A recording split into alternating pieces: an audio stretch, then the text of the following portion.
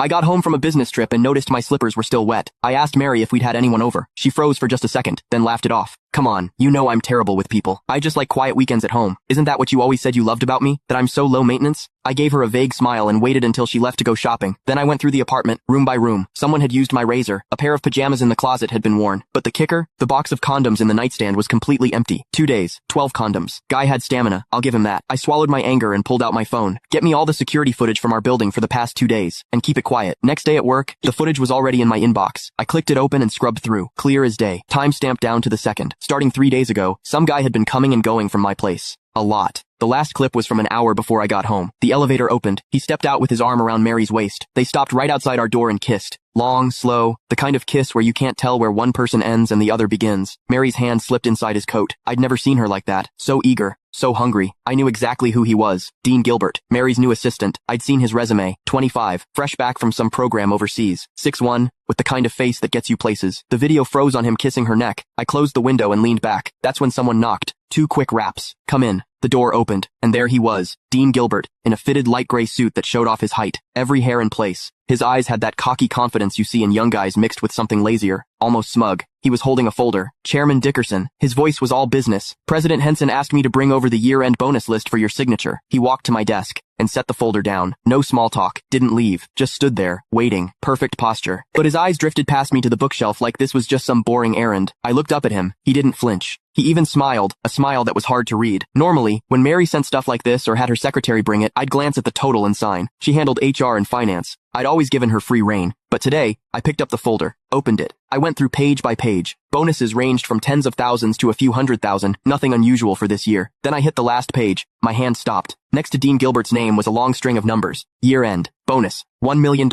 And in the notes, +1 company BMW, 730 Li, $1 million.